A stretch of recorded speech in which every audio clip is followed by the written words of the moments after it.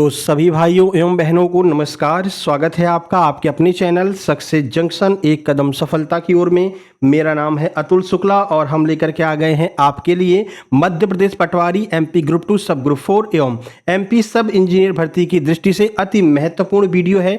आज हम साइंस के प्रीवियस ईयर क्वेश्चन कवर करने वाले हैं और ये होगी आपकी मैराथन नंबर 2। तो पीवाईक्यू मैराथन नंबर 2 आपके लिए आज हम लेकर के आ गए हैं।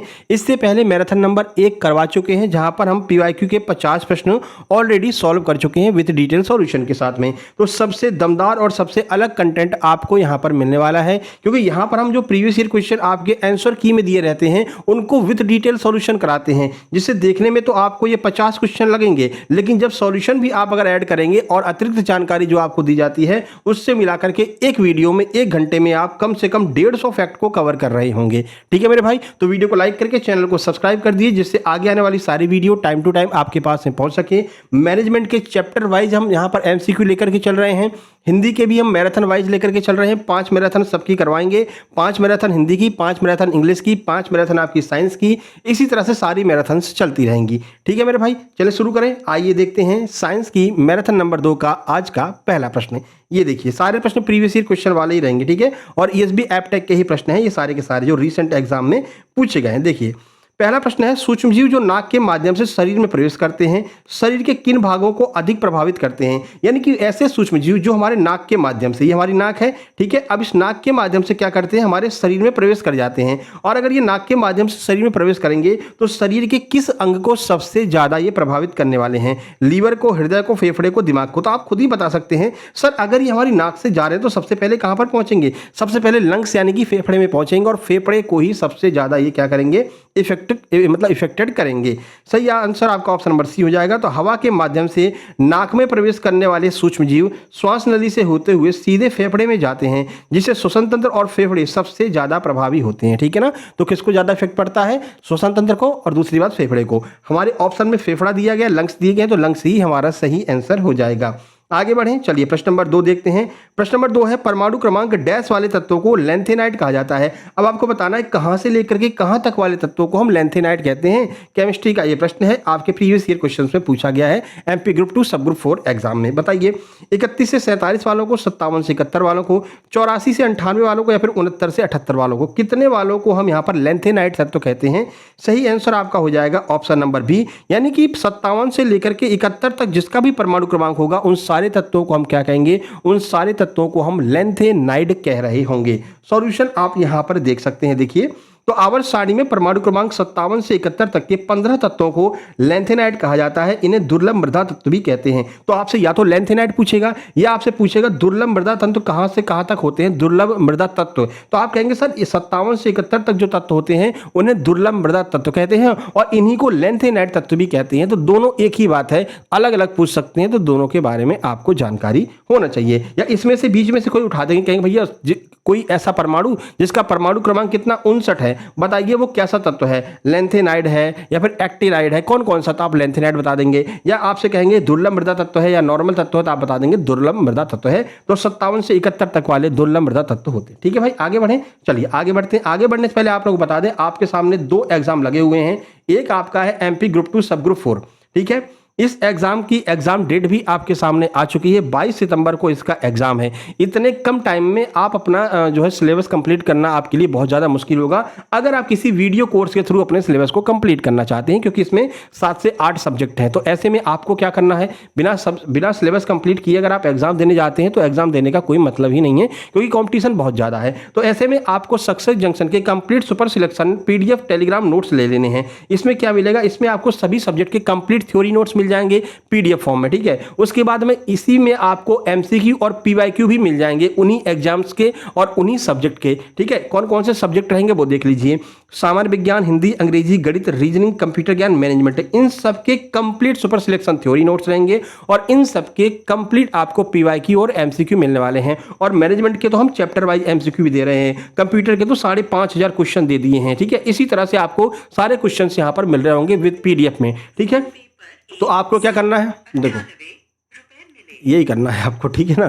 तो अभी किसी ने पेमेंट किया है तो थोड़ा सा, जैसे आप हम वीडियो पढ़ा रहे हैं तो ऐसे में आपको थोड़ा सा वेट करना होगा पेमेंट करने के बाद में, ठीक है। तो आपको क्या करना रहेगा, आपको कुछ खास करना नहीं है, कोई ऐप वगैरह इंस्टॉल नहीं करना है। टेलीग्राम ऐप सबके मोबाइल में रहता है, ये एक टेलीग्राम बैच है, आपको ध्यान रखना है, ठीक है। ये क्यूआर कोड आपको दिख रहा है, इसका स्क्रीनशॉट खींच लीजिए। इसी पर आपको 198 का पेमेंट करना है। फिर उस पेमेंट का स्क्रीनशॉट इस व्हाट्सएप नंबर 7052547000 इस पर आपको सेंड कर देना है। जैसे ही आप इस नंबर पर अपने पेमेंट का स्क्रीनशॉट सेंड करेंगे, इसी नंबर से तुरंत की तुरंत आपको प्राइवेट टेलीग्राम ग्रुप की लिंक सेंड कर दी जाएगी। उस लिंक पर क्लिक करते ही आप यहां पर एमपी ग्रुप 2 सब ग्रुप 4 के प्राइवेट टेलीग्राम ग्रुप में ज्वाइन हो जाएंगे। जैसे ही आप उसके अंदर जाएंगे, एक तरफ से आपको सारे सब्जेक्ट लगे हुए मिल जाएंगे, और जो भी सब्जेक्ट आपको पढ़ना, मान लीजिए आपको मैनेजमेंट पढ़ना है तो मैनेजमेंट पर क्लिक करेंगे तो मैनेजमेंट की पूरी थ्योरी दिखने लगेगी, पीवाईक्यू दिखने लगेंगे और एमसीक्यू दिखने लगेंगे, ठीक है। आपको मान लीजिए पढ़ना है साइंस, साइंस पर क्लिक करेंगे, कंप्यूटर एंड साइंस के नाम से है, साइंस पर क्लिक करेंगे तो साइंस के सारे पीवाईक्यू, एमसीक्यू और कंप्लीट थ्योरी आपको दिखने लगेगी। कंप्यूटर पढ़ना है, कंप्यूटर पर क्लिक करेंगे, कंप्यूटर की पूरी थ्योरी,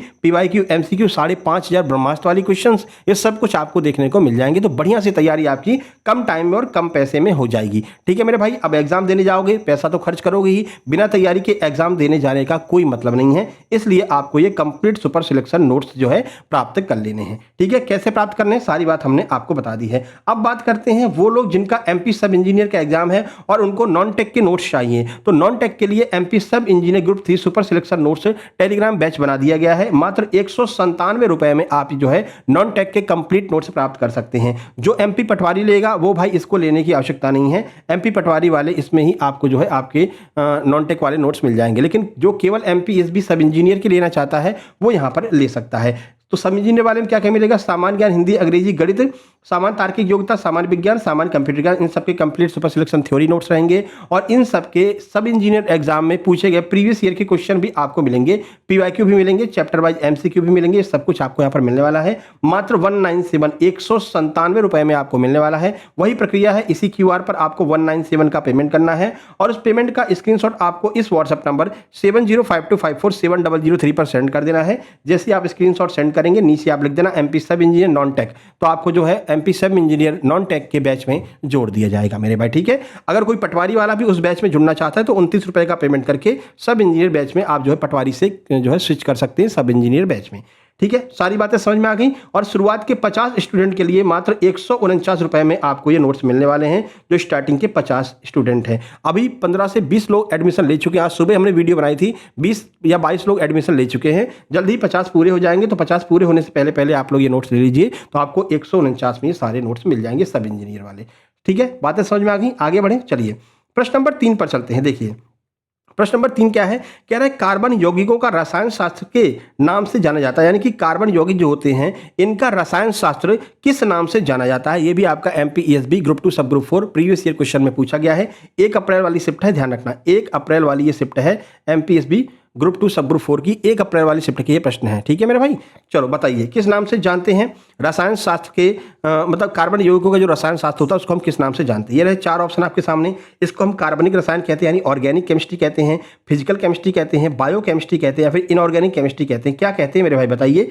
सही आंसर आपका ऑप्शन नंबर ए हो जाएगा। इसको हम कार्बनिक रसायन कहते हैं। जितने भी कार्बनिक यौगिक होते हैं उनके रसायन को हम कार्बनिक रसायन या फिर क्या कहते हैं, ऑर्गेनिक केमिस्ट्री कहते हैं, ठीक है। देखिए अगर आपको डाउट हो तो आप अपनी आंसर की उठा लेना। 1 अप्रैल को जो आपका एग्जाम हुआ था एमपी ग्रुप 2 सब ग्रुप 4 वाला, उसके ये क्वेश्चन है, ठीक है। तो ये एकदम ओरिजिनल और ऑथेंटिक कंटेंट ही हम लेकर के आते हैं, है ना भाई। चलो देखो अगला प्रश्न है प्रश्न नंबर 4। प्रश्न नंबर 4 क्या कह रहा है, इसका सॉल्यूशन बता दिया। सॉल्यूशन वही, इसी को ऑर्गेनिक केमिस्ट्री कहा जाता है, इसमें सॉल्यूशन कुछ और बताने की आवश्यकता है नहीं।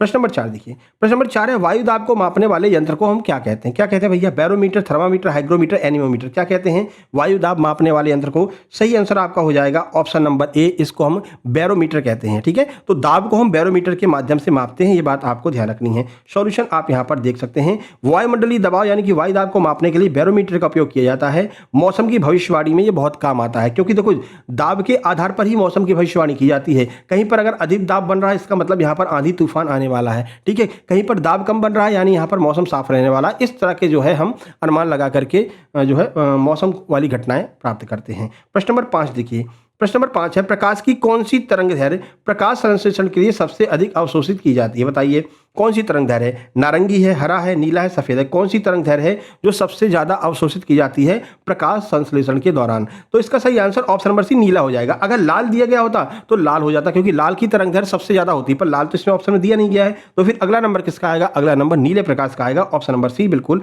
सही आंसर हो जाएगा। प्रकाश संश्लेषण में पौधों का क्लोरोफिल मुख्य रूप से दृश्य स्पेक्ट्रम के नीले और लाल प्रकाश को सबसे अधिक अवशोषित करता है तथा हरे प्रकाश को ये परावर्तित कर देता है। और हमको अगर कोई भी चीज दिखाई दे रही है, अगर हरे रंग की दिखाई दे रही है, तो समझिए वो हरे रंग को परावर्तित कर रही है, इसलिए हमारी आंखों को वो हरे रंग की दिखाई दे रही है।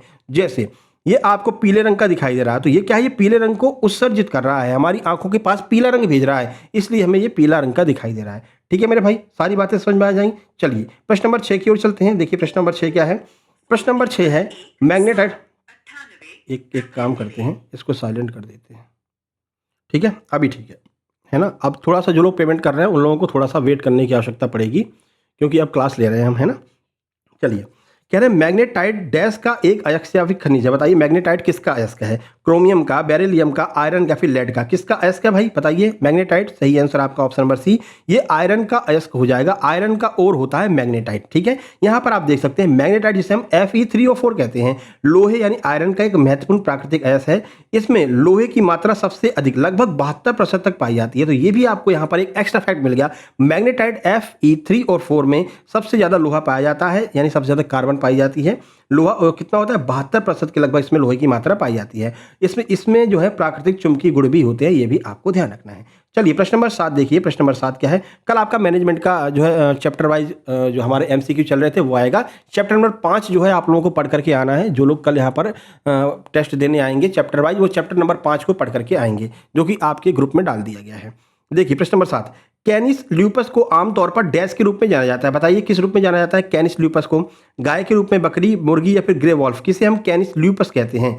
सही आंसर आपका हो जाएगा option number D, grey wolf को हम क्या कहते हैं? कैनिस ल्यूपस कहते हैं। इसका वैज्ञानिक नाम, ग्रे वॉल्फ का वैज्ञानिक नाम क्या होता है? कैनिस ल्यूपस होता है। वोल्फ क्या होता है? वोल्फ एक प्रकार का भेड़िया होता है। ठीक है ना मेरे भाई?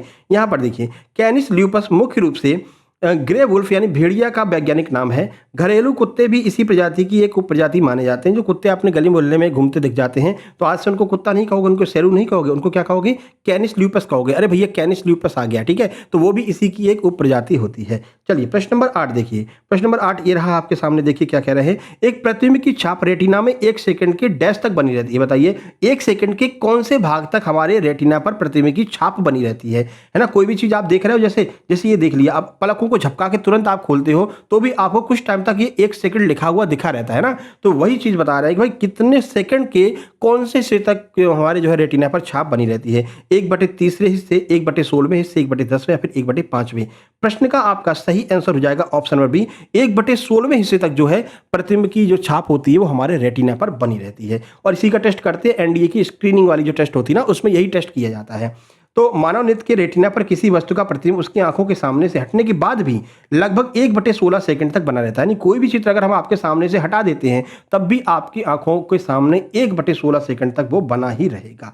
इसे दृष्टि निर्बंध कहते हैं, ये भी आपको ध्यान रखना है। परसिस्टेंस ऑफ विजन हम इसको कहते हैं। आगे बढ़ें, चलिए प्रश्न नंबर 9 देखिए। प्रश्न नंबर 9 क्या है? प्रश्न नंबर 9 है, पृथ्वी पर एक बड़े उल्कापिंड प्रभाव के परिणाम स्वरूप डायनासोर के विलुप्त होने का सिद्धांत किसकी देन है? यानी किसने ये कहा था कि भाई एक बहुत बड़ा उल्कापिंड पृथ्वी पर आकर के गिर गया था, जिससे कि जो बड़े बड़े डायनासोर हुआ करते थे, ऐसे बड़े बड़े खतरनाक से डायनासोर हुआ करते थे।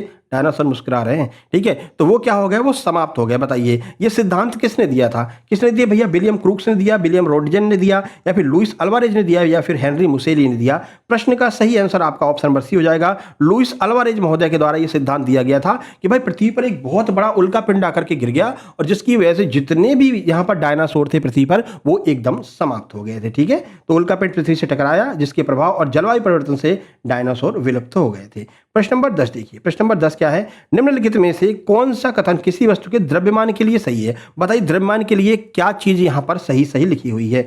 या द्रव्यमान स्थिर रहता है, या स्प्रिंग पैमाने के उपयोग से मापा जा सकता है, या अलग अलग स्थानों पर भिन्न भिन्न होता है, या फिर यह गुरुत्वाकर्षण बल की दिशा में होता है? बताइए द्रव्यमान के बारे में कौन सी बात यहाँ पर सही लिखी हुई है? प्रश्न का सही आंसर आपका हो जाएगा ऑप्शन नंबर ए, यह स्थिर रहता है। द्रव्यमान क्या रहता है? हमेशा स्थिर रहता है, ठीक है ना। जैसे द्रव्यमान क्या होता है भाई, ये सिलेंडर है, ये सिलेंडर यहाँ पर अगर इतना बड़ा है तो इसको आप चंद्रमा पर ले जाओगे तो भी ये इतना ही बड़ा रहेगा, ठीक है, बस इसके भार में परिवर्तन हो जाएगा, लेकिन इसका आकार तो ऐसा का ऐसा ही रहेगा, ठीक है। तो यही इसका द्रव्यमान होता है और ये हमेशा क्या रहता है? स्थिर रहता है मेरे भाई। जैसा इस जगह पर है वैसा ही आपको इस जगह पर दिखाई देगा। अब ये मत कहना सर ये तो बड़ा सिलेंडर है, छोटा सिलेंडर ले जाए, तो भैया छोटा सिलेंडर ले जाओगे तो जैसा छोटा सिलेंडर यहाँ पर है वैसे ही चंद्रमा पर भी छोटा सिलेंडर उतना ही बड़ा रहेगा, उसमें घर्षण नहीं हो जाएगा, है ना, वो और छोटा नहीं हो जाएगा, ठीक है। तो ये बातें आपको ध्यान रखनी है कि जो द्रव्यमान है वो हमेशा स्थिर रहता है, इट रिमेन्स कांस्टेंट, ठीक है। आगे बढ़ते हैं, सॉल्यूशन आप यहां पर देख सकते हैं। 11 नंबर पर चलते हैं। 11 नंबर क्या कह रहे हैं? 11 नंबर कह रहा है मेरे भाई, आइसोटॉप्स के रासायनिक गुण डैश डैश डैश, यानी कि आइसोटॉप्स के रासायनिक गुण कैसे होते हैं ये आपको यहां पर भरना है। बताइए, भिन्न भिन्न होना आवश्यक नहीं है, समान होना आवश्यक नहीं है, भिन्न भिन्न होने चाहिए या फिर समान होने चाहिए। बताइए कैसे होने चाहिए आइसोटॉप के रासायनिक गुण? प्रश्न का सही आंसर आपका हो जाएगा डी, यानी कि समान होने चाहिए। आइसोटॉप्स के रासायनिक गुण कैसे होने चाहिए? समान होने चाहिए। एक बार मैं फिर से आपको बता रहा हूं, ये पीवाईक्यू है, प्रीवियस ईयर क्वेश्चन है, हमने अपने मन से नहीं बनाए हैं मेरे भाई। 1 अप्रैल वाली आप जब आंसर की उठा करके देखेंगे फर्स्ट शिफ्ट की, तो आपको ये सारे क्वेश्चन देखने को मिल जाएंगे। एमपी ग्रुप 2 सब ग्रुप 4 एमपी पटवारी का जो एग्जाम हुआ था, ठीक है मेरे भाई। आगे बढ़े, चलिए देखो आइसोटॉप्स होते क्या है? समस्थानिक जो होते हैं इनको हम आइसोटॉप्स कहते हैं। इसमें इलेक्ट्रॉन और प्रोटॉन की संख्या समान होती है, इसलिए उनके रासायनिक गुण हमेशा समान होते हैं। केवल न्यूट्रॉन की संख्या अलग होने से उनके द्रव्यमान और भौतिक गुण भिन्न हो सकते हैं, लेकिन रासायनिक गुण हमेशा समान होंगे, ठीक है। 12 नंबर पर चलते हैं। 12 नंबर क्या है? कह रहे हैं जब सोडियम बाइकार्बोनेट को अत्यधिक गर्म किया जाता है तो क्या उत्पाद बनता है? सोडियम बाइकार्बोनेट को खूब ढेर सारा आप गर्म कर दो, इतना गर्म कर दो, बहुत ज्यादा गर्म कर दो, तो बताइए क्या उत्पाद बनेगा फाइनली? 4 ऑप्शन ये रहे आपके सामने। तो जब पूरा गर्म कर दोगे तो ये बनेगा क्या? सोडियम कार्बोनेट बचेगा, उसमें क्या बचेगा? सोडियम कार्बोनेट बचेगा। ऑप्शन बी आपका सही आंसर है। देखिए सोडियम बाइकार्बोनेट जिसे हम बेकिंग सोडा कहते हैं, इसको गर्म करने पर वह तापीय विघटन की प्रक्रिया से गुजरता है और सोडियम कार्बोनेट Na2CO3 और जल वाष्प H2O और कार्बन डाइऑक्साइड गैस बनाता है, ठीक है। तो जब आप इसको गर्म करेंगे तो CO2 गैस बाहर निकल जाएगी, H2O बाहर निकल जाएगी, बचेगा क्या हमारे पास में? Na2CO3, यानी कि सोडियम कार्बोनेट ही हमारे हाथ में बचता है, बाकी सारी चीजें बाहर निकल जाती हैं मेरे भाई। चलो प्रश्न नंबर 13 पर देखते हैं। देखिए, और कल हमने शायद कल ही तो, कल 100 क्वेश्चन हमने हिंदी के करा दिए हैं ना, कि कल 50 कराए थे, 50 कुछ और कराया था कल हमने, परसों शायद हिंदी कराए थे। अच्छा, कल हमने वो कराया है इंग्लिश की मैराथन नंबर 1 आई है, 50 प्रश्नों की इंग्लिश की मैराथन 1, ये हमने कल कराई थी, ठीक है। तो उसको आप लोग देख लेना, है ना। उसमें आपको वोकैब भी मिलेगा और एमसीक्यू वाले वैसे क्वेश्चन भी रहेंगे, ग्रामर भी रहेगा, सारे जो है हमने वहाँ पर नियम कवर कराए हैं, वो भी पीवाईक्यू है, प्रीवियस ईयर क्वेश्चन है। अच्छा, कुछ लोग हमसे कह रहे थे कि सर एक काम कीजिए, आप टॉपिक वाइज मैराथन करा दीजिए, जैसे कि नरेशन एक्टिव पैसिव, इन दोनों को लेकर के 100 क्वेश्चन करा दीजिए, ठीक है। टेंस मॉडल, इन दोनों को लेकर के 100 क्वेश्चन करा दीजिए। अब आप बताइए आप क्या चाहते हैं, क्या हम टॉपिक वाइज जो है मैराथन कराएं क्वेश्चंस की, या फिर प्रीवियस ईयर क्वेश्चंस को कराएं? जैसा आप बता देंगे हम वैसा कराएंगे और वही फिर हम हर जगह लागू करेंगे, ठीक है। जल्दी से कमेंट करके आप लोग बता देना। चलिए आगे बढ़ें। साधारण नमक का आणविक सूत्र क्या होता है ये तो बताने की आवश्यकता नहीं। साधारण नमक का सूत्र क्या होता है? NaCl होता है, ठीक है। ये NaCl साधारण नमक का सूत्र होता है, यहाँ पर आप जो है देख सकते हैं। चलो प्रश्न नंबर 14 पर चलते हैं। 14 नंबर है, विटामिन ए को डैश के नाम से भी जाना जाता है। बताइए विटामिन ए को क्या कहते हैं? रेटिनॉल, राइबोफ्लेविन, कैल्सीफेरॉल या फिर थाइमिन? क्या कहते हैं विटामिन ए को मेरे भाई? प्रश्न का सही आंसर ऑप्शन नंबर है, विटामिन ए का रासायनिक नाम क्या होता है? रेटिनॉल होता है। देखिए विटामिन ए का रासायनिक नाम रेटिनॉल है। यह आंखों की रोशनी और त्वचा के स्वास्थ्य के लिए बहुत आवश्यक है। इसकी कमी से व्यक्ति को रतौंधी रोग हो जाता है। अब देखो क्वेश्चन एक था, लेकिन आपको कितने फैक्ट पता चल गए? 3 फैक्ट पता चल गया। पहला क्या? इसका रासायनिक नाम तो रेटिनॉल है, ठीक है। दूसरा, आंखों की रोशनी और त्वचा के लिए बहुत ज्यादा आवश्यक होता है। तीसरा, इसकी कमी से व्यक्ति को रतौंधी रोग हो जाता है, ठीक है। तो देखने के लिए 50 प्रश्न लगेंगे, लेकिन जब आप इस डिटेल सॉल्यूशन को देखेंगे तो यहाँ पर एक ही प्रश्न में आपको 3-3 फैक्ट मिल रहे हैं, तो लगभग 150 फैक्ट आपके यहाँ पर क्लियर होंगे, ठीक है। चलो भाई 15 नंबर देखिए, धातुएं सामान्यतः डैश निर्मित करती हैं। बताइए क्या निर्मित करती हैं धातुएं? क्षारीय ऑक्साइड, क्षारीय एवं अम्लीय ऑक्साइड दोनों निर्मित करती हैं, उदासीन ऑक्साइड बनाती हैं, या फिर केवल अम्लीय ऑक्साइड बनाती हैं? क्या बनाती हैं भैया? क्षारीय धातुएं। सही आंसर आपका हो जाएगा, सॉरी धातुएं, सही आंसर ऑप्शन नंबर ए हो जाएगा। धातुएं हमेशा क्षारीय ऑक्साइड का निर्माण करती हैं, बेसिक ऑक्साइड को बनाती हैं कौन? धातुएं। तो धातुएं ऑक्सीजन के साथ प्रतिक्रिया करके धात्विक ऑक्साइड बनाती हैं, जिनकी प्रकृति क्षारीय होती है। ये पानी में घुल करके क्या बनाते हैं? क्षार बनाते हैं। जो लाल लिटमस पेपर को नीला कर देते हैं। देखो इसमें भी 3 फैक्ट मिले आपको कि क्षार क्या करते हैं, क्षार क्या करते हैं, लाल लिटमस को नीला कर देते हैं। क्षार की प्रकृति कैसी होती है, मतलब जिनकी प्रकृति कैसी होती है, क्षारीय होती है। ये जो धातुएं होती हैं वो क्षारीय प्रकृति का बनाती हैं, ठीक है। कैसे, ऑक्सीजन के साथ में प्रतिक्रिया करके एक धातु एक ऑक्साइड बनाएंगी, उसकी प्रकृति कैसी होगी, क्षारीय होगी, ठीक है। ये पानी में घुल करके क्षार बनाते हैं जो लाल लिटमस को नीले लिटमस में चेंज कर देते हैं। ये प्रश्न बहुत पूछा जाता है, अभी रिसेंट पूछा गया था, आपका हॉस्पिटल असिस्टेंट का एग्जाम हुआ था, उससे पहले डिप्टी जेलर का एग्जाम हुआ था, दोनों में ये प्रश्न पूछा गया था, लाल लिटमस को नीला कौन कर देता है, नीले को लाल कौन कर देता है ना। तो ये सारे प्रश्न आपके एग्जाम में पूछे जाते हैं और एप्टक विशेष करके इन प्रश्नों को कथन के रूप में पूछता है, ठीक है। चलिए 16 नंबर पर चलते हैं। प्रश्न नंबर 16 देखो क्या कह रहे हैं, कह रहे हैं स्तनधारियों में उत्सर्जन का एक महत्वपूर्ण कार्य निम्नलिखित में से कौन सा अवयव करता है। उत्सर्जन का अर्थ क्या होता है, अपने शरीर से जो चीजें बाहर निकाली जाती हैं, तो अपनी शरीर से व्यर्थ चीजों को बाहर निकालने का काम कौन करता है, इसमें ये आपसे पूछ रहे हैं। फेफड़े करते हैं, बड़ी आंत, गुर्दे, वक्र करते हैं, या फिर जिगर, यकृत, लीवर करता है, कौन करता है मेरे भाई, उत्सर्जन का काम। सही आंसर ऑप्शन नंबर सी, जो गुर्दे, जो हमारे वृक्क होते हैं, जो हमारी किडनीज होती हैं, ये हमारे व्यर्थ पदार्थों को शरीर से बाहर निकालने का काम करती हैं। ऑप्शन सी हमारा सही आंसर होगा। सॉल्यूशन यहाँ पर देखिए, स्तनधारियों के शरीर में मुख्य रूप से उत्सर्जी अंग गुर्दे, किडनी होते हैं। ये रक्त को छान करके शरीर से यूरिया, अतिरिक्त जल और अन्य हानिकारक अपशिष्ट पदार्थों को मूत्र के रूप में बाहर निकाल देते हैं। तो जो हमारा मूत्र बाहर निकलता है ना, उसमें क्या क्या होता है, यूरिया होता है, जिसकी वजह से जो है पीले कलर का हमको दिखाई देता है, ठीक है। और जो एक्स्ट्रा फैक्ट होता है, एक्स्ट्रा जो जल होता है, जो अब यूज में नहीं है, उस जल को बाहर निकाल देते हैं। और अन्य हानिकारक जितने भी पदार्थ होते हैं वो मूत्र की सहायता से बाहर निकाल दिए जाते हैं। चलिए आगे बढ़ते हैं। अगला देखिए, दूध में पाया जाने वाला मुख्य प्रोटीन कौन सा होता है मेरे भाई, कौन सा प्रोटीन दूध में पाया जाता है, एल्ब्यूमिन, ग्लोबिन, कैसीन या फिर ग्लोब्यूलिन, कौन सा होता है भैया। तो आप सबको पता है कैसीन नामक जो प्रोटीन होता है वो दूध में पाया जाता है, और ये ज़्यादातर जो है ना गाय के दूध में पाया जाता है। इसी वजह से आप देखेंगे गाय का जो दूध होता है वो हल्का सा कैसा होता है, येलो कलर का होता है, पीले कलर का होता है, क्योंकि कैसीन प्रोटीन जो है वो हल्के से पीले रंग का होता है। तो दूध में पाया जाने वाला सबसे मुख्य प्रोटीन कैसीन होता है। इसी प्रोटीन की उपस्थिति के कारण दूध का रंग सफ़ेद, जो भैंस का दूध होता है वो इसी की उपस्थिति के कारण सफ़ेद रंग का दिखाई देता है, और जो गाय का दूध होता है वो इसी की उपस्थिति के कारण हल्का पीला रंग का दिखाई देता है, ठीक है मेरे भाई। तो ये आपको ध्यान रखना है, भैंस का दूध सफ़ेद दिखेगा, गाय का दूध हल्का पीला रंग का दिखेगा। उसका रीजन क्या होता है, कैसीन होता है। अभी रिसेंट एग्जाम में प्रश्न पूछा गया था, शायद डिप्टी जेलर का ही एग्जाम 2026 वाला जो हुआ था, उसमें पूछा था गाय के दूध का रंग हल्का पीला दिखने का कारण इनमें से कौन सा प्रोटीन होता है। बताइए, हल्का पीला दिखने का कारण कौन सा प्रोटीन होता है। फिर 4 प्रोटीन के नाम वहां पर लिखे थे, तो वहां पर सही आंसर कैसीन माना गया था। ESB ने भी उसको कैसीन ही माना है। तो गाय का दूध पीला कैसीन की वजह से, भैंस का दूध सफ़ेद कैसीन की वजह से, ठीक है। आगे बढ़िए, प्रश्न नंबर 18, क्योंकि हम हर एक एग्जाम का एग्जाम एनालिसिस कराते हैं, तो ये क्वेश्चन जब कभी टकराते हैं तो एकदम से ध्यान में आ जाता है कि हाँ यार इसका हमने एनालिसिस करवाया था इस एग्जाम में।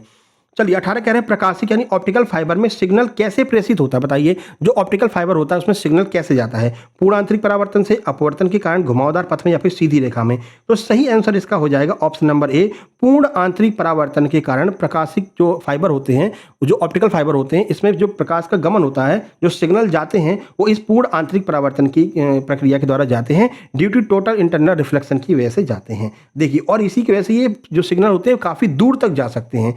तो ऑप्टिकल फाइबर प्रकाशिक तंतु पूर्ण आंतरिक परावर्तन के सिद्धांत पर कार्य करते हैं। इस तकनीकी से बिना किसी ऊर्जा या हानि के रिसाव के सिग्नल को बहुत दूरी तक भेजा जा सकता है। एक बार अगर इसमें सिग्नल चला गया ना भाई, एक बार सिग्नल तुमने डाल दिया ना, तो फिर ये पूर्ण आंतरिक परावर्तन होने की वजह से लगातार काफी दूर तक चलता चला जाता है। फिर जहां पर लगता है कि अब ये सिग्नल वीक हो रहा है, फिर वहां पर एक जो है रेक्टिफायर लगा देते हैं और फिर इस सिग्नल को और तेजी से बढ़ा दिया जाता है। तो इस तरह से आपने देखा होगा, पहले तो जो है वो डिस्क की तार नहीं आती थी, डिस्क की तार है ना, तो तारों के माध्यम से डिस्क पहुंचाई जाती थी। अब तो भाई ऊपर छतरी लग गई बढ़िया, अब तो एयरटेल वाला आ गया है, ठीक है ना, वाईफाई भी चलेगी और सारी डिस्क सब चलेगी उसमें। पहले डिस्क के तार बिछाए जाते थे दूर दूर तक, है ना, तो वो इसी पर काम करते थे। चलिए 19 नंबर पर चलते हैं। देखिए, अभी भी अगर कहीं पर हो तो आप देखोगे वहां पर एक बॉक्स टाइप का लग रहता है, रेक्टिफायर टाइप का।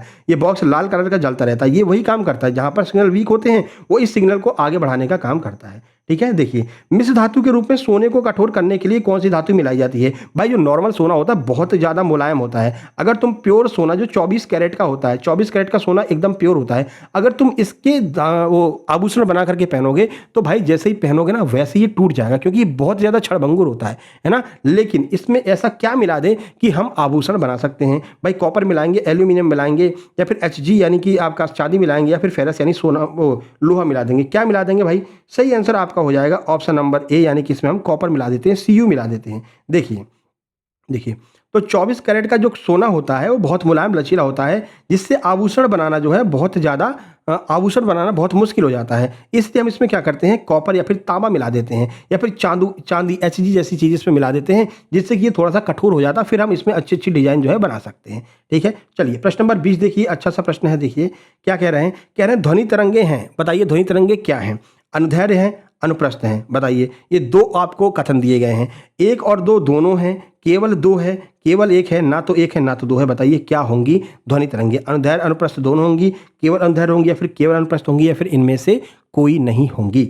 सही आंसर आपका ऑप्शन नंबर सी आ जाएगा, केवल एक, यानी कि जो ध्वनि तरंगे होती हैं वो कैसी होती हैं, अनुदैर्ध्य होती हैं। ठीक है, तो अनुदैर्ध्य, धा से ध्वनि, धा से धैर्य, कहते नहीं भाई धैर्य धारण करो, तो धा से ध्वनि और धा से धैर्य, ऐसे याद रखना है आपको कि ध्वनि तरंगे कैसी होती हैं, अनुदैर्ध्य तरंगे होती हैं। ठीक है, देखिए तो ध्वनि तरंगे मुख्य रूप से अनुदैर्ध्य तरंगे होती हैं। हवा और गैस में ध्वनि अनुदैर्ध्य तरंगों के रूप में यात्रा करती है, जिसमें माध्यम के कण तरंग की दिशा की ओर कंपन करते हुए दिखाई देते हैं। 21 नंबर देखिए, कह रहा है कि फलों और सब्जियों में स्थित कैरोटीन उन्हें कौन सा रंग प्रदान करता है, बताइए। जो कैरोटीन होता है वो कैरोटीन कौन सा रंग प्रदान करता है, हरा, नीला, नारंगी, गुलाबी, कौन सा रंग देता है भैया, कैरोटीन। सही आंसर ऑप्शन नंबर सी आ जाएगा, नारंगी रंग प्रदान करता है कैरोटीन। ठीक है, तो देखिए कैरोटीन एक प्राकृतिक वर्णक यानी पिगमेंट है जो पौधों और फलों और सब्जियों को उनका विशेष पीला रंग या फिर नारंगी रंग प्रदान करता है। गाजर का नारंगी रंग जो होता है ना वो इसी की वजह से होता है, किसकी वजह से, कैरोटीन की वजह से गाजर का रंग नारंगी होता है, ये आपको ध्यान रखना है। देखो पीला ऑप्शन में भी नहीं दिया है, क्योंकि पीला और नारंगी दोनों देता है। ठीक है, तो पीला नहीं दिया, केवल नारंगी दिया, तो नारंगी ही अपना आंसर होगा। आगे बढ़े 22 नंबर पर चलते हैं। देखिए 22 नंबर है, दर्पण द्वारा बने प्रतिबिंब में वस्तु का बायां भाग दाईं ओर तथा दाईं ओर की वस्तु बाईं ओर दिखाई देती है, इसे किस रूप में जाना जाता है। देखो जब भी कभी आप किसी दर्पण के सामने खड़े होंगे तो आप अगर अपना, मान लीजिए ये आप हैं, बढ़िया खूबसूरत से दिख रहे हो, है ना। ठीक है, अगर आप अपना दायां हाथ उठाते हैं तो दर्पण में आपको आपका बायां हाथ उठता हुआ दिखाई देगा, अगर बायां उठाओगे तो दर्पण में दायां उठता हुआ दिखाई देगा। तो ऐसा क्यों होता है वो आपसे पूछ रहे हैं, बताइए इस घटना को कहते क्या है। ये चार ऑप्शन आपके सामने हैं, सही आंसर आपका हो जाएगा, इस घटना को हम पार्श्व परिवर्तन कहते हैं, लेटरल इन्वर्जन कहते हैं, ये आपको ध्यान रखना है। ऑप्शन सी आपका बिल्कुल सही आंसर हो जाएगा। यानी लेटरल रिफ्लेक्शन नहीं कहते हैं, लेटरल डिफ्यूजन नहीं कहते हैं, लेटरल रिफ्लेक्शन भी नहीं कहते हैं, इसको क्या कहते हैं, लेटरल इन्वर्जन यानी कि पार्श्व परिवर्तन इसको हम कहते हैं। चलिए आगे बढ़ें, चलिए ये पूरा सॉल्यूशन आप यहाँ पर देख लेना। बाकी समझा तो दिए ही है भाई, दायां हाथ उठा रहे हो तो बायां दिख रहा है, बायां उठा रहे हो तो दायां दिख रहा है। अच्छा, आप जब डीपी वो खींचना, क्या कहते हैं, सेल्फी खींचना, सेल्फी में देखना अगर आपके दाएं मतलब गाल पर तिल है तो वो आपको सेल्फी में बाएं गाल पर दिखाई देता है। ठीक है, तो ये सिस्टम होता है। चलिए, प्रकाश संश्लेषण के दौरान ऑक्सीजन का मुक्त होना डैश के कारण होता है। ऑक्सीजन क्यों मुक्त होती है प्रकाश संश्लेषण की क्रिया में, बताइए।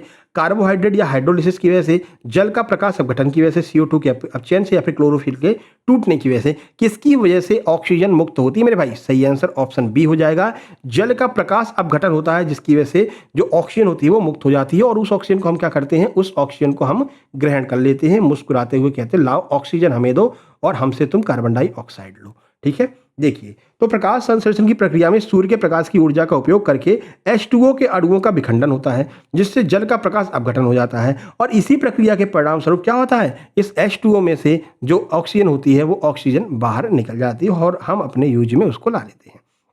24 देखिए, 24 कह रहे हैं युग्मनज में मियोसिस के परिणाम स्वरूप डैश का निर्माण होता है, बताइए। जो जाइगोट होते हैं उसमें मियोसिस जब प्रक्रिया होती है तो इसके परिणाम स्वरूप क्या बनता है, बताइए। हेप्टोलिक बीजाणु बनते हैं, अगुणित बीजाणु बनते हैं, डिप्टोलिक बीजाणु बनते हैं, या फिर द्विगुणित बीजाणु बनते हैं, बताइए कैसे बीजाणुओं का निर्माण होता है। हेप्टोलिक स्पोर्स या फिर हैप्लॉइड स्पोर्स, डिप्लॉइड स्पोर्स, या फिर डिप्लॉइड स्पोर्स, किसका निर्माण होता है मेरे भाई। सही आंसर आपका हो जाएगा ऑप्शन नंबर बी, इसमें अगुणित बीजाणुओं का निर्माण होता है, यानी कि हैप्लॉइड स्पोर्स का निर्माण यहाँ पर होता है। ऑप्शन बी आपका बिल्कुल सही होगा। यहाँ पर आप देख सकते हैं मियोसिस, जिसे हम अर्धसूत्री विभाजन कहते हैं, एक ऐसा कोश का विभाजन है जिसमें बनने वाली संतति कोशिकाओं में गुणसूत्रों की संख्या आधी रह जाती है। अगर मान लीजिए 8 है तो इसमें क्या हो जाएगा, 4 ही रह जाएगी। 10 है तो इसमें क्या होगा, 5 ही रह जाएगी, इसलिए इसे हम क्या कहते हैं, अर्धसूत्री विभाजन कहते हैं। इसलिए जब एक द्विगुणित युग्मनज में मियोसिस होता है तो हमेशा अगुणित बीजाणु का ही निर्माण होता है, यानी कि हैप्लॉइड स्पोर्स का ही निर्माण होता है, ध्यान रखना। 25 नंबर देखिए, 25 नंबर क्या है, कह रहे हैं कि हाइबरनेशन शीत निद्रा के दौरान मेढक निम्नलिखित में से किसकी वजह से सांस लेता है। भाई शीत निद्रा अगर मेढक सो रहा है तो किसकी वजह से वो सांस लेगा, बताइए। ये 4 ऑप्शन आपके सामने हैं, आप ऑप्शन को पढ़ लीजिए, क्योंकि देखो 25 क्वेश्चन किए हैं, टाइम हो गया 29 मिनट, यानी आधा हो गया है। 1 घंटे के अंदर हमको ये वीडियो खत्म करना रहता है विद डिटेल सॉल्यूशन, है ना, जिससे आपका भी समय बचता रहे और क्वेश्चंस भी आपको मिलते रहें।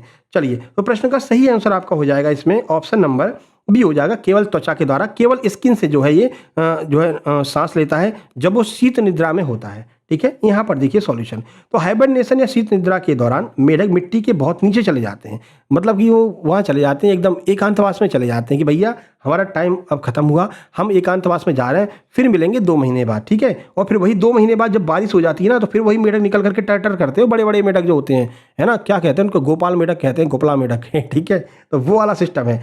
तो ये मेढक मिट्टी के बहुत नीचे चले जाते हैं, जहाँ उन्हें उनके फेफड़े निष्क्रिय हो जाता है, उनका फेफड़ा काम करना बंद कर देता है। इस अवस्था में जीवित रहने के लिए वे श्वसन का कार्य केवल अपनी नम त्वचा की वजह से करते हैं, यानी जो उनकी त्वचा में नमी होती है उससे वो श्वसन का काम करते हैं, फेफड़ों का काम वहां पर खत्म हो जाता है। 26 नंबर, पौधों में जाइलम की उपस्थिति निम्नलिखित में से क्या होता है? अगर पौधों में जाइलम होगा तो भाई जाइलम क्या करेगा पौधों के लिए, वो आपसे पूछ रहे हैं। बताइए, ये कोई पौधा है बढ़िया सा, ये उसकी जड़ें हैं। अब जाइलम क्या काम करता है? जल का वहन करता है, खाद्य पदार्थों का वहन करता है, अमीनों का वहन करता है, ऑक्सीजन का वहन करता है। देखो, जा से जाइलम, जा से जल। जाइलम जो होगा ना, वो पौधों में जल ले जाने का काम करेगा, और जल कहाँ से मिलेगा? मिट्टी से मिलेगा। तो ये मिट्टी से जल को खींचता है, उस जल को ऐसे ऊपर लेकर के जाता है और पत्तियों तक पहुंचा देता है। ठीक है, यहाँ पर पत्तियां क्या करती हैं? जल के द्वारा भोजन का निर्माण करती हैं, है ना। यहाँ पर सूरज मामा है, सूरज मामा इनको रोशनी दे रहे हैं, क्लोरोफिल पत्तियों में होता है, तो बढ़िया सा भोजन का निर्माण हो गया। जब भोजन का निर्माण होता है तो फासे फूड फासे फ्लोएम, तो भोजन को अन्य भागों तक पहुंचाने का काम कौन करता है? ये आपका फ्लोएम करता है। ठीक है, तो फूड को अन्य भागों तक पहुंचाने का काम कौन करेगा? फ्लोएम करेगा। जल को पत्तियों तक पहुंचाने का काम कौन करेगा? जाइलम करेगा। ये दोनों बातें आपको क्लियरली याद रखनी है। ठीक है भाई, आगे बढ़ें। चलिए, सॉल्यूशन यहां पर आप देख लीजिए। 27 नंबर देखिए, 27 नंबर क्या है? कह रहे हैं डैश की कमी की वजह से रिकेट्स रोग हो जाता है। भाई किसकी कमी से रिकेट्स रोग हो जाता है? A B C D. कौन से विटामिन की कमी से होता है भाई? तो विटामिन डी की कमी से रिकेट्स रोग हो जाता है। इसमें हड्डियां जो है वो टेढ़ी हो जाती हैं। देखिए, हड्डी से संबंधित ये रोग है। तो रिकेट्स सूखा रोग मुख्य रूप से विटामिन डी, कैल्शियम और फॉस्फेट की कमी से होने वाली बीमारी है। यह बच्चों में हड्डियों को नरम और कमजोर कर देता है, जिससे हड्डियों के मुड़ने का खतरा ज्यादा रहता है। ठीक है, तो बेसिकली ये बच्चों में रिकेट्स नामक रोग होता है। इसे हम सूखा रोग कहते हैं कि भाई चलो सूखा झरवाया यार, उसको सूखा हो गया, उसको तो शरीर में कुछ लग ही नहीं रहा है। ठीक है, अब उसको विटामिन डी की कमी है, तुम जाकर के बाबा के पास सूखा झरवा रहे हो। ठीक है, उसको विटामिन डी की चीजें खिलाओ। चीजों का मतलब विटामिन डी रोशनी के उसके सूर्य की रोशनी के सामने ले जाकर बिठा दो, उसको तेल लगा करके बढ़िया से मजबूत हो जाएगा। लेकिन नहीं, सूखा झराने ले जाते भैया, फिर बाबा कुछ इधर उधर का झाड़ देते, फिर कहते लो अब नजर लग गई। ठीक है ना। 28 नंबर, निम्नलिखित में से किस फूल को वनस्पति रूप से डायंथस के नाम से जाना जाता है? बताइए, किसे डायंथस के नाम से हम जानते हैं? लिली को, गुलनार को, डैडोफिल को, या फिर गुलाब को? किसको कहते हैं भैया? सही आंसर आपका इसमें हो जाएगा ऑप्शन नंबर बी। गुलनार को हम क्या कहते हैं? डायंथस के नाम से जानते हैं। देखिए, गुलनार जिसे हम कॉर्नेशन कहते हैं, फूल का वानस्पतिक नाम डायंथस कैरियोफिलस होता है। यह अपने आकर्षक रंगों और सजावटी उपयोग के लिए दुनिया भर में फेमस है, गुलनार का जो फूल होता है। चलिए, डी नंबर अगला देखिए, 29 नंबर, निम्नलिखित में से कौन सा विल्सन रोग का लक्षण नहीं? बताइए, विल्सन रोग का लक्षण इनमें से कौन सा नहीं है? रतौंधी, पैरों के पेट में फ्लूइड का बनना, अनियंत्रित गतिविधियों, मांसपेशियों में अकड़न, या फिर बोलने निगलने या शारीरिक समन्वय में समस्याएं। क्या हो जाएगा इसका सही आंसर? सही आंसर आपका ऑप्शन नंबर ए हो जाएगा, रतौंधी। ठीक है, तो विल्सन रोग का लक्षण इनमें से कौन सा नहीं है? विल्सन रोग में रतौंधी नहीं होता। रतौंधी क्या होता है? नाइट ब्लाइंडनेस कहते हैं, रात में दिखाई नहीं देता। आप कहो सर रात में तो हमको भी नहीं दिखाई देता। अरे भैया, जिसको रतौंधी होता है ना, उसको शाम ढलते ही दिखाई नहीं देता है। जैसी गोधूली होती है ना, शाम ढलना शुरू होता है ना, वैसे उसको दिखाई नहीं देता है। ठीक है, इसी को हम नाइट ब्लाइंडनेस कहते हैं। ठीक है, और ये विल्सन रोग का कारण, मतलब विल्सन रोग का लक्षण नहीं होता, बाकी के सारे ये विल्सन रोग के लक्षण होते हैं। अब देखो प्रश्न नंबर कहां पर चल रहा है? 29 पर। तो 25 के बाद में जो प्रश्न नंबर 26 स्टार्ट हुआ है ना, यहां से आपका 1 अप्रैल की सेकंड शिफ्ट के क्वेश्चन चालू हो गए। ठीक है मेरे भाई, ध्यान रखना, 1 अप्रैल की सेकंड शिफ्ट के क्वेश्चन 26 नंबर से स्टार्ट हो गए, क्योंकि 25-25 प्रश्न पूछे जाते हैं। ठीक है, क्वेश्चन नंबर भी आपको बता देते हैं। एक काम करना, आप जब 1 अप्रैल की फर्स्ट शिफ्ट देखना, तो क्वेश्चन नंबर 46 से 70 तक आपको ये क्वेश्चन दिखाई दिए होंगे जो हमने अभी ऊपर कराए हैं। ठीक है, और यही शिफ्ट 2 में भी आपको क्वेश्चन नंबर 46 से 70 तक आपको देखने को मिलेंगे अपनी आंसर की में। ठीक है भाई, चलें आगे बढ़े। चलिए, अगला देखिए, प्रश्न नंबर 30। प्रश्न नंबर 30 क्या है? अक्रिय गैसें डैश होती हैं। क्या होती हैं भैया? अस्थिर होती हैं, जल में मिश्रणी होती हैं, रासायनिक रूप से अक्रियाशील होती हैं, रासायनिक रूप से बहुत क्रियाशील होती हैं। बताइए, अक्रिय गैसें कैसी होती हैं मेरे भाई? सही आंसर ऑप्शन सी, रासायनिक रूप से अक्रियाशील होती हैं। ठीक है, तो अक्रिय गैसें जैसे हीलियम, नियोन, ऑर्गन आवर्त सारणी के 18वें समूह में आती हैं। इनके सबसे बाहरी कक्ष में इलेक्ट्रॉनों की संख्या पूरी होती है। भैया भाई कितना इलेक्ट्रॉन चाहिए? 8 इलेक्ट्रॉन चाहिए, 8 के 8 पूरे भर रहते हैं। फिर ये कहते हैं भैया हमें किसी से क्रिया नहीं करनी, हमें शांति से रहने दो भैया, हमें किसी से कोई मतलब नहीं है भाई साहब। कोई मतलब नहीं है, शांति से हमें ध्यान लगा करके बैठे रहने दो, हमें किसी से कोई मतलब नहीं है, ठीक है। क्यों? क्योंकि इनका अष्टक पूरा होता है मेरे भाई, तो इसलिए बहुत अधिक स्थिर होती है और रासायनिक रूप से ये अक्रियाशील होती है, किसी से भी ये क्रिया नहीं करती हैं। ना उदों का लेना, ना माधो का देना, यानी ना हम इलेक्ट्रॉन लेंगे और ना हम इलेक्ट्रॉन देंगे मेरे भाई, हमें शांति से बैठे रहने दो, ठीक है। तो ये होती हैं अक्रिय गैसें। 31 नंबर पर चलते हैं, 31। देखो भाई, वीडियो पसंद आ रहा हो, आपको चीज़ें समझ में आ रही हैं, समझाने का तरीका अच्छा लग रहा है तो लाइक क्यों नहीं कर रहे हो? जल्दी से वीडियो को लाइक कर दीजिए, प्यारा सा कमेंट कर दीजिए। नीचे इस तरह का आपको ऑप्शन दिख रहा होगा शेयर का, इस पर क्लिक करेंगे तो सारे आपके व्हाट्सएप टेलीग्राम ग्रुप खुल जाएंगे, सब जगह जा करके इस लिंक को पेस्ट कर देना है, ठीक है। जितना ज़्यादा आप लोगों तक पहुँचाएंगे हमारा उत्साह उतना ही ज़्यादा बढ़ेगा और हम लगातार और प्रयास करेंगे कि एक दिन में कम से कम 2-2 या फिर 3-3 वीडियो लेकर के आएँ, ठीक है। चलिए आगे बढ़ें, चलिए अब आ गए तो ये भी आपको बता दें, हमारा इंस्टाग्राम पेज है सक्सेस जंक्शन 777 लिख देना, सक्सेस जंक्शन लिखना 777 लिख देना, तो इंस्टाग्राम पेज हमारा खुल करके आ जाएगा। उसमें क्या मिलेगा आपको? डेली करंट अफेयर जो है ना, वो हम वहाँ पर फोटो के रूप में डालते हैं। 10 ऑब्जेक्टिव प्रश्न डेली करंट अफेयर के फोटो फॉर्म में वहाँ पर हम डाल देते हैं, तो वहाँ से आप फोटो डाउनलोड कर सकते हो और डेली करंट अफेयर पढ़ सकते हो। साथ ही साथ में यहीं पर हम 8 से 10 स्टैटिक जीके भी डाल देते हैं इसी के साथ में, तो स्टैटिक जीके भी आप पढ़ सकते हो डेली बेस पर, ठीक है। तो वहाँ से आपका ये क्लियर होता रहेगा। बाकी जिन लोगों ने नोट्स लिया होगा उनके लिए हमने इसी चैनल के अंदर, यानी कि जो नोट्स वाला चैनल है उसी के अंदर हमने एक करंट अफेयर का चैनल भी ऐड किया है, उस पर क्लिक करोगे तो आपको डेली करंट अफेयर वहाँ पर भी मिलेगी। बाकी फ्री वाले इंस्टाग्राम में जाकर के फ्री से डाउनलोड कर सकते हो, लिंक डिस्क्रिप्शन बॉक्स में मिल जाएगी, नहीं तो सर्च करना इंस्टाग्राम पर सक्सेस जंक्शन 777, तुम्हारा फोटो आपको दिख जाएगा। चलो भाई, अगला है अम्ल हमेशा डैश से बने बर्तनों में संग्रहित किए जाते हैं। बताइए अम्लों को हम किस में संग्रहित करते हैं? कांच से बने में, धातु से या मिट्टी में? किससे बने हुए बर्तनों में हम अम्लों को संग्रहित करते हैं, या फिर इनमें से कोई नहीं? सही आंसर ऑप्शन नंबर बी, कांच से बने हुए जो भी बर्तन होते हैं हम अम्लों को इसमें ही संग्रहित करते हैं। अच्छा, ऐसा क्यों करते हैं? इसलिए करते हैं, देखो अम्लों को हमेशा कांच के बर्तनों में सुरक्षित रखा जाता है, क्योंकि कांच अम्लों के साथ रासायनिक अपक्रिया नहीं करता है। यदि इन्हें धातु के बर्तनों में रखा जाए तो अम्ल धातु के साथ प्रतिक्रिया करके विषैली गैस और लवण बना सकते हैं। भाई जो कांच होता है ना, इस तरह से बीकर होता है, इस बीकर में भर करके अम्लों को रख देते हैं। अब इस कांच से ये अम्ल क्रिया नहीं कर पाते हैं। अब तुम अगर लोहे के साथ में रख दोगे तो ये अम्ल क्रिया कर लेंगे, तुम अगर इसको स्टील उसमें रख दोगे एल्यूमिनियम में, तो एल्यूमिनियम के साथ अपक्रिया कर लेंगे, फिर कोई ना कोई विषैली गैस वगैरह बना देंगे। तो कांच में रख देते हैं, कांच से अपक्रिया कर ही नहीं पाते हैं। ठीक है, कांच मना कर देता, भाई साहब हम नहीं अपक्रिया कर रहे, राम राम अपनी तुम्हारी, ठीक है, जब तक रहना रहो, उसके बाद निकल लेना, ठीक है। चलो 32 नंबर पर चलते हैं। 32 नंबर क्या कह रहा है? मानक स्रोतों के संदर्भ में अज्ञात स्रोत द्वारा उत्पादित प्रकाश की तीव्रता को मापने के लिए किस उपकरण का प्रयोग किया जाता है? बताइए। तो जो आपकी प्रकाश की तीव्रता होती है उसको मापने के लिए किसका प्रयोग करते हैं भाई? एमीटर का, फोटोमीटर का, डायनोमीटर का, कैलिपर्स का? बताइए किसका उपयोग करते हैं? सही answer option number D, photometer का उपयोग किया जाता है। यहाँ पर सॉल्यूशन आप देख सकते हैं भाई। फोटोमीटर वह उपकरण है जिसका उपयोग प्रकाश की तीव्रता, दो अलग अलग प्रकाश स्रोतों, एक ज्ञात मानक और दूसरा अज्ञात की प्रदीपन तीव्रता को मापने और उनकी तुलना के लिए किया जाता है। यानी कि एक प्रकाश का हमें पता है, जैसे कि ये मोमबत्ती वाला प्रकाश है, ठीक है, ये मोमबत्ती वाला प्रकाश है, इसके बारे में भी आपको पता करना है। और एक प्रकाश सूर्य से आ रहा है और पता नहीं कितनी दूरी से आ रहा है, इसके बारे में भी आपको पता करना है। इन दोनों के बारे में अगर आपको पता करना है तो आप फोटोमीटर का यूज करेंगे, ऑप्शन डी आपका सही आंसर हो जाएगा। एक तो मानक ज्ञात है और दूसरा मानक हमको पता नहीं है कैसे कहाँ से आ रहा है, ठीक है। 33 नंबर पर चलते हैं, 33। 33 कह रहा है यदि नेट बाह्य बल शून्य है तो विराम अवस्था में रह रहा पिंड विरामावस्था में ही रहता है और गतिशील पिंड निरंतर एक समान वेग से गतिशील रहता है। वस्तु के इस गुण को हम क्या कहते हैं? यानी कोई भी चीज़ अगर आपने फेंक दी है और उस पर विराम बाह्य बल शून्य, यानी कोई भी बाह्य बल नहीं लग रहा है, यानी कि ना तो उस पर घर्षण लग रहा है, यानी एकदम चिकनी चीज़ है, ठीक है, चिकनी परत है, उस पर आपने किसी चीज़ को फेंक दी तो ये अगर चल रही है ना मेरे भाई, तो ये चलती रहेगी, ये रुकेगी नहीं, क्योंकि इस पर कोई बल नहीं लग रहा है, बाह्य बल नहीं लग रहा है। जब तक बाह्य बल नहीं लगेगा तब तक ये रुक नहीं सकती है। भाई घर्षण भी तो एक प्रकार का बाह्य बल होता है जो रोक देता है, लेकिन जब तक कोई बाहरी बल नहीं लगेगा तो ये रुकेगा नहीं। तो वही कह रहा है भाई, ये कौन सा गुण होता है किसी का? बताइए कौन सा गुण होता है? प्रतिरोध होता है, जड़त्व होता है, त्वरण होता है, गतिशीलता होती है। कौन सा गुण होता है मेरे भाई?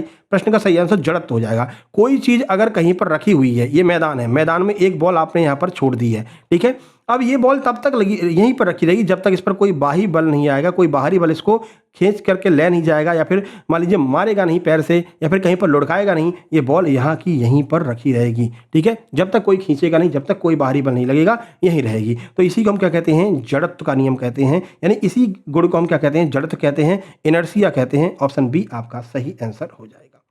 34 देखिए, अपने आप नहीं बदल सकती, मतलब कुछ ना कुछ बाहरी बल लगेगा तभी वो वहां से हटेगी। 34, हवा की गति को मापने वाले उपकरण को डैश के रूप में जाना जाता है भैया, क्या कहते हैं भैया? एनीमोमीटर, थर्मामीटर, बैरोमीटर, थर्मोस्टेट, क्या कहेंगे? सही आंसर ऑप्शन नंबर ए, इसको हम एनीमोमीटर कहते हैं। क्या कहते हैं? एनीमोमीटर, ठीक है। चलिए आगे बढ़ें, देखिए तो हवा पवन की गति को मापने के लिए एनीमोमीटर का उपयोग किया जाता है। मौसम विज्ञान में हवा की गति और दिशा का सटीक आकलन करने के लिए इसका उपयोग अनिवार्य होता है। चलिए 35 नंबर देखते हैं। 35 कह रहा है संगीत में सुर की कोटि किस पर निर्भर होती है? बताइए, जो संगीत लोग गाते नहीं ठीक है, तो ये जब गा रहे हैं ना तो सुर की कोटि जो होती है यानी कि म्यूजिकल नोट जो होता है ये किस पर डिपेंड करता है? बताइए किस पर डिपेंड करता है? ये रहे 4 ऑप्शन आपके सामने। प्रश्न का सही आंसर ऑप्शन नंबर बी हो जाएगा। मौजूदा हार्मोनिक जो सन्नाद होता है यानी कि जो हार्मोनिक प्रेजेंट होता है उस पर जो है डिपेंड करता है क्या? सुर की कोटि। सुर का जो म्यूजिकल नोट होता है वो इस पर डिपेंड करता है, मौजूदा हार्मोनिक सन्नाद यानी कि हार्मोनिक प्रेजेंट पर डिपेंड करता है। सॉल्यूशन आप यहाँ पर देखना। 36 देखिए, 36 कह रहे हैं तरंग संख्या की मात्रक क्या? बताइए तरंग संख्या का मात्रक क्या होता है? बताइए what is the unit of wave number? Wave number का यूनिट क्या होगा? ये रहे 4 ऑप्शन आपके सामने। प्रश्न का सही आंसर आपका हो जाएगा ऑप्शन नंबर ए, प्रति मीटर यानी कि प्रति एक 1/m यानी कि 1 प्रति मीटर जो है ये क्या होता है? तरंग संख्या का मात्रक हो जाता है मेरे भाई। चलो आगे बढ़े। 37 number Blaise Pascal. Blaise Pascal जो है वो किससे संबंधित है? बताइए किससे संबंधित है?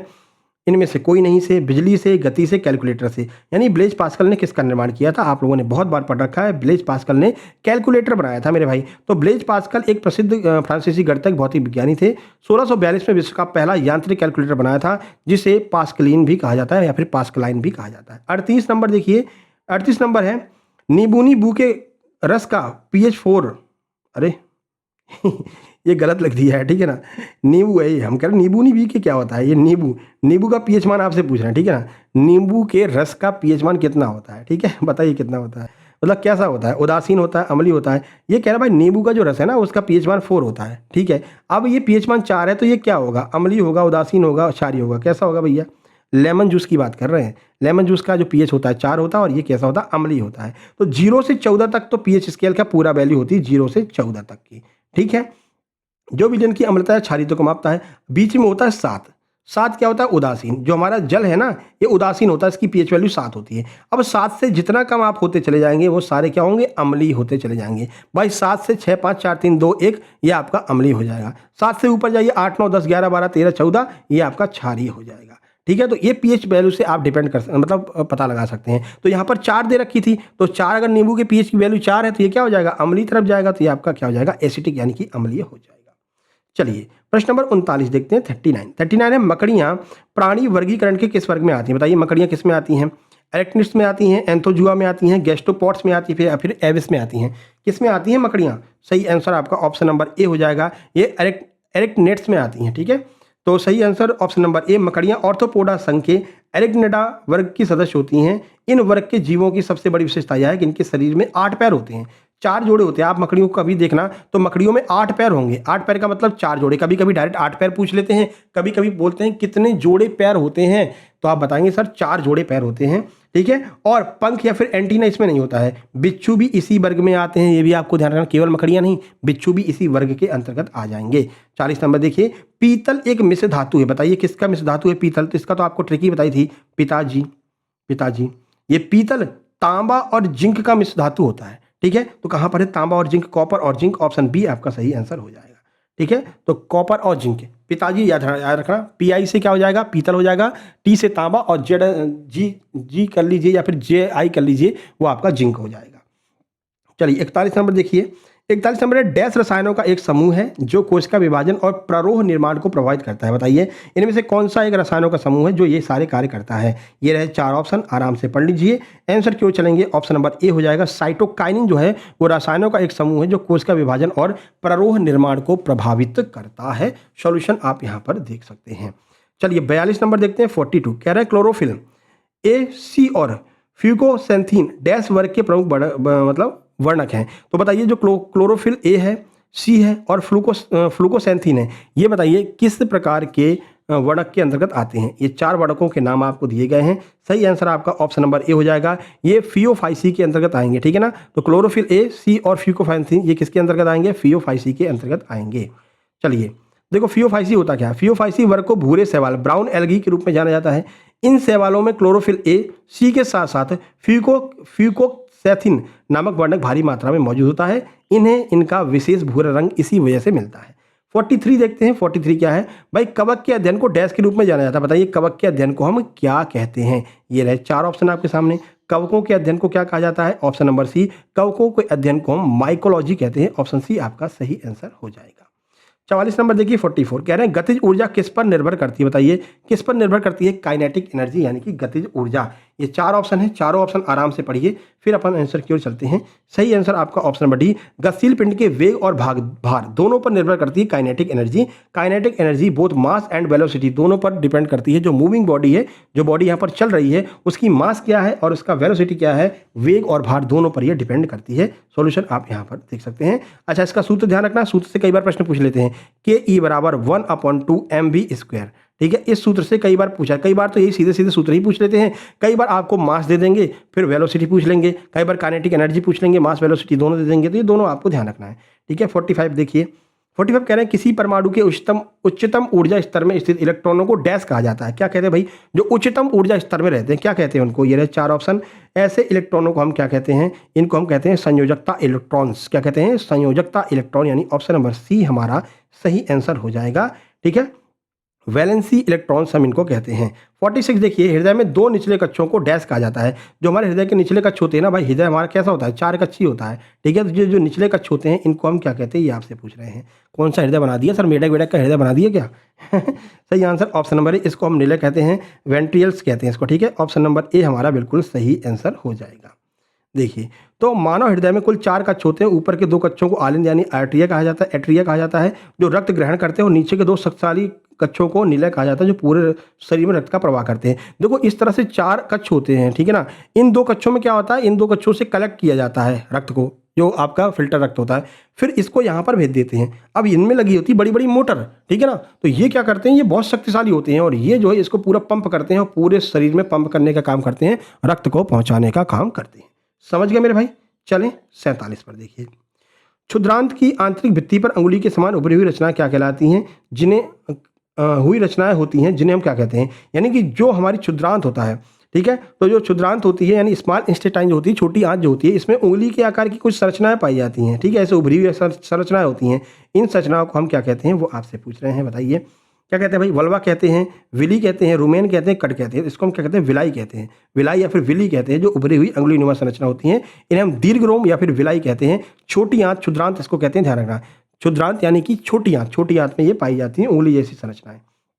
चलिए 48 क्रायोलाइट कह रहे हैं क्रायोलाइट किसका अयस्क है? बताइए क्रायोलाइट किसका अयस्क है? लेड का, बेरिलियम का, टिन का, एल्यूमिनियम का, किसका अयस्क है? अच्छा, ये वाला प्रश्न जो आपका पेपर था ना वो थोड़ा सा सरल आया था। ठीक है ना, दोनों शिफ्ट का शुरू में सरल प्रश्न आते हैं, आपको पता है, धीरे धीरे लेवल बढ़ता है। अभी आगे के जो क्वेश्चंस कराएंगे ना अगली शिफ्ट के, वो आपको थोड़ा सा कठिन मिलते जाएंगे। ठीक है, फिर उसके बाद MPSI अभी 2026 में हुआ है, तो इसका मेंस और प्री दोनों उसके क्वेश्चंस को करा देंगे, साइंस के क्वेश्चन को। ठीक है, इस तरह से आपको एकदम रिसेंट वाले क्वेश्चन भी आपको कराते चलेंगे। बस आप सहयोग देते रहिए, बने रहिए हमारे साथ, वीडियो को लाइक और शेयर करते रहिए, जिससे हमारा उत्साह बढ़ता रहे।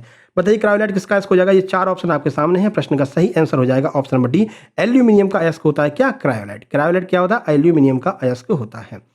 चलिए 49 देखिए, 49 क्या है? एंजाइम लाइपेज शरीर के किस अंग के द्वारा उत्पादित किया जाता है? बताइए लाइपेज का उत्पादन कहाँ से होता है? ये रहे 4 ऑप्शन आपके सामने, प्रश्न का सही आंसर हो जाएगा ऑप्शन नंबर बी, अग्नाशय से लाइपेज का उत्पादन होता है। ठीक है, तो लाइपेज कहाँ से निकलता है? अग्नाशय से निकलता है, यानी पेनक्रियास से निकलता है। क्वेश्चन नंबर 50 देखिए, मानव शरीर में सबसे बड़ी ग्रंथि कौन सी है? बताइए कौन सी है सबसे बड़ी ग्रंथि? ये रहे 4 ऑप्शन आपके सामने। सबसे बड़ी ग्रंथि सब लोग जानते हैं, ऑप्शन नंबर बी, यकृत जो हमारा लीवर होता है, मानव शरीर की सबसे बड़ी ग्रंथि होती है। यहाँ पर हमने पूरा सॉल्यूशन दिया है, ये आप देख सकते हैं। बाकी अब आपको हम बता देते हैं जिन लोगों का अभी रिजल्ट आया है, परसों ही रिजल्ट आया है, किसका? जेल अधीक्षक का और जेल पैरी का। तो वहाँ पर कुछ लोगों के सिलेक्शन हुए हैं, जिन लोगों ने हमारे पास में स्क्रीनशॉट भेजे। बहुत सारे ऐसे लोग हैं जिनका सिलेक्शन हुआ है, मतलब कि फर्स्ट फेज का एग्जाम क्वालिफाई हुआ, रिटन क्वालिफाई हुआ है। कुछ लोग तो भेजते नहीं हैं, कुछ भेजे हैं, उन लोगों को बारे में बता देते हैं। ये एक्स सर्विसमैन है एक भाई, देखिए, dear Shukla sir, I am ex serviceman shortlisted for jail पैरी 1 पैरी examination. I have prepared by your online class and notes, so I would like to thank you so much for your hard work and guidance and I think this success come by Success Junction. यानी कि उनका भैया आपके notes और class guidance से हमको काफ़ी help मिला था, और ये जो हमारी सक्सेस है वो सक्सेस जंक्शन की वजह से आई है। एक और दीदी है, देखिए, इन्होंने डिप्टी जेलर का जो एग्जाम था ना, सहायक जेल अधीक्षक, उसको क्वालिफाई किया है। सर आपके नोट्स से ही प्रिपरेशन की थी मैंने, ना मैंने कोई मॉक टेस्ट लिया था, ना ही कहीं और से प्रिपरेशन की, आपके नोट्स पर भरोसा किया बस। Thank you so much sir, आपके कंटेंट में सच में बहुत ज़्यादा दम है।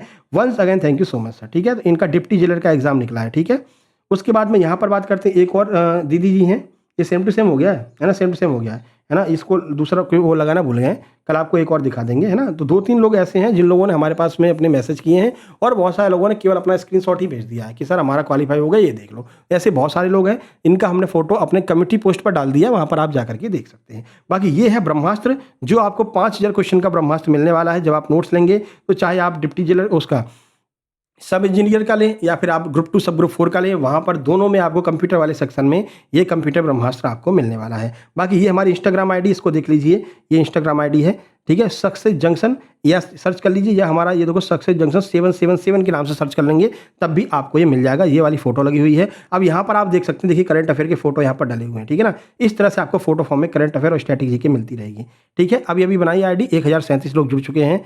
अब आप लोगों का सहयोग रहेगा तो इस पर भी जल्दी ही काफ़ी सारे लोग जुड़ जाएंगे। बाकी ये लेआउट दिखाई देगा, जब आप नोट्स लेंगे तो इस तरह का लेआउट दिखाई देगा। जब आप ग्रुप में एंट्री करेंगे तो ये आपको देखने को मिल जाएगा। सामान्य प्रबंधन पढ़ना है, इस पर क्लिक कर दीजिए। अब तो 616 लोग ऐड हो चुके हैं अब तक, ये तो शुरुआत पहले दूसरे दिन का है, ठीक है ना। सामान्य प्रबंधन यहाँ पर आपको ऐसे मिल जाएगा, सामान्य ज्ञान आपको मिल जाएगा, जीके जिस करंट अफेयर 600 क्वेश्चन इसमें पीवाईक्यू डाले जा चुके हैं। 2500 का टारगेट है, 600 क्वेश्चन डाल दिए हैं, ठीक है। आप लोग पढ़ लेना, एकदम रीसेंट पीवाईक्यू हैं 2026 के, एमपीएसआई के, एमपी जेल पैरी के, डिप्टी जेलर के, जो रीसेंट एग्जाम हुए हैं 2 महीने 2.5 महीने पहले, उनके क्वेश्चन हैं, ठीक है।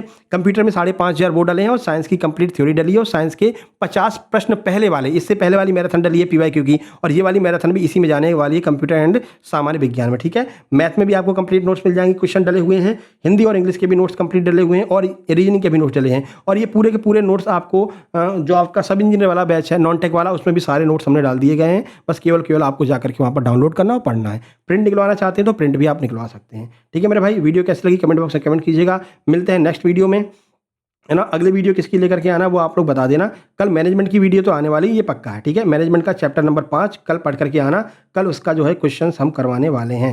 जिन लोगों ने नोट्स लिया चैप्टर नंबर 5 पढ़ करके आना, ठीक है। बाकी पेमेंट कैसे करना ये आपको हमने ऑलरेडी बता दिया। ये व्हाट्सअप नंबर है जिसको आपको स्क्रीनशॉट खींच लेना है, और ये हमारा QR है जिसका आपको अच्छे से स्क्रीनशॉट खींच लेना है, ठीक है मेरे भाई। तो चलिए मिलते हैं। 197 का पेमेंट करके सब इंजीनियर बैच में एंट्री ले सकते हैं। 198 का पेमेंट करके आप ग्रुप 2 सब ग्रुप 4 MP पटवारी में एंट्री ले सकते हैं। ये वाले अगर इधर जाना चाहते हैं तो 29 रुपये का पेमेंट करके जा सकते हैं। ये वाले इधर आना चाहते हैं 29 रुपये का पेमेंट करके आ सकते हैं, ठीक है मेरे भाई। चलिए, लेकिन दोनों स्क्रीनशॉट भेजना पड़ेगा। अगर 29 पेमेंट कर रहे हो तो इसका भी स्क्रीनशॉट भेजना पड़ेगा और 29 का भी भेजना पड़ेगा, ठीक है। चलिए मिलते हैं नेक्स्ट वीडियो में, तब तक के लिए नमस्कार, धन्यवाद।